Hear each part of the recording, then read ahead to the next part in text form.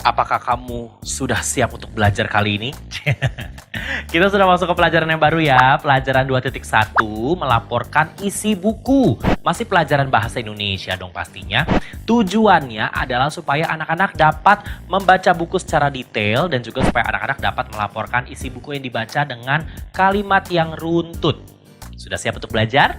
Sudah dong, dari wajahnya semuanya sudah sangat semangat untuk mempelajari pelajaran kali ini. Pernahkah mendengar pepatah ini? Jika ingin menguasai dunia, bacalah buku. Buku itu dapat berisi berbagai macam informasi dengan topik yang sangat menarik anak-anak. Dan mengapa membaca buku itu menjadi penting ya? Kalau masih belum mengerti juga, buku merupakan gudang ilmu. Kamu dapat pergi menjelajah keluar angkasa sambil mempelajari spesifikasi sebuah roket hanya dari ruang baca kamu loh. Nah, ada beberapa manfaat buku yang kita bisa dapatkan kalau kita rajin membaca. Yang pertama, melatih aktivitas otak karena fungsi otak akan selalu terjaga. Lalu berikutnya, akan timbul perasaan senang dan perasaan senang tersebut akan menghilangkan perasaan lelah atau sedih. Lalu buku memiliki banyak sekali informasi. Dengan membaca buku, kita akan menambah pengetahuan dan memperkaya intelektualitas. Dan banyak sekali buku fiksi yang ditulis oleh pengarang-pengarang yang sangat berbakat. Cerita fiksi akan meningkatkan daya imajinasi pembacanya. Lalu kalau kita cinta membaca buku, kita akan bisa dibawa ke suatu profesi tertentu. Seperti pengarang buku atau profesi seperti pengarang buku menjanjikan masa depan yang sangat baik loh. Ada beberapa jenis-jenis buku. Buku pelajaran, novel, komik, biografi, karya ilmiah, buku panduan, dan lain-lain. Sekarang kita akan sama-sama membaca laporan buku berikut ini. Laporan isi buku yang berjudul Hutan Wisata. Penulisnya adalah B. Raki, penerbitnya adalah Pusaka, jumlah halaman 80 halaman. Garis besar dan isi buku terdiri dari bab 1 yaitu pendahuluan, pengertian hutan wisata. Negara Indonesia memiliki banyak kekayaan. Salah satu kebanggaan bangsa Indonesia adalah kekayaan alamnya. Hutan wisata adalah hutan yang dibuka untuk wisata atau dikunjungi. Menurut keputusan Menteri Kehutanan RI nomor 687 garis miring KPTS garis miring 2 garis miring 1989 bab 1 Ketentuan Umum Pasal 1 ayat 1 menyatakan bahwa hutan wisata adalah kawasan perhutanan yang dijaga dengan baik.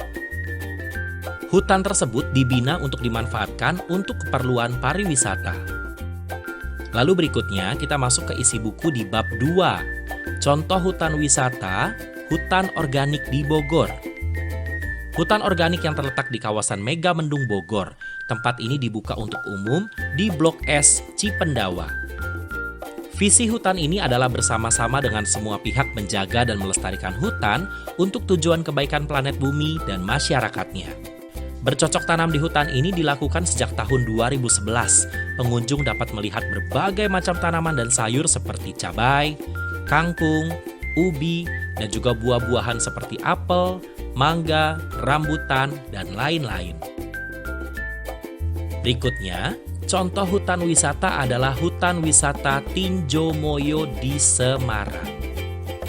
Hutan wisata ini adalah pada awalnya sebuah kebun binatang, tetapi banjir besar datang memutuskan akses utama jembatan ke tempat ini.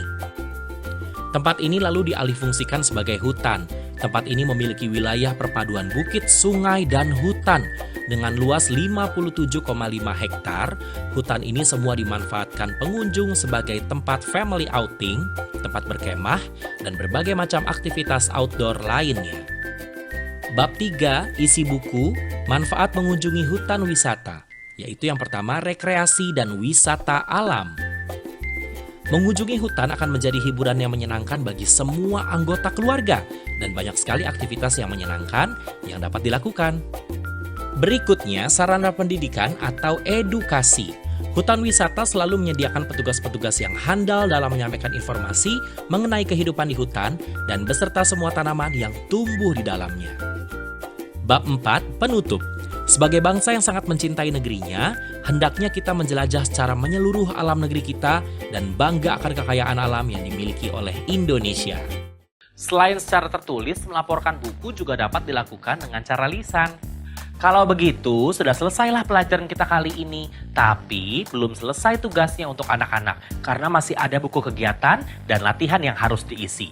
Yuk ambil buku kegiatannya, kerjakan latihannya, dan sampai bertemu di pelajaran berikutnya. Dadah!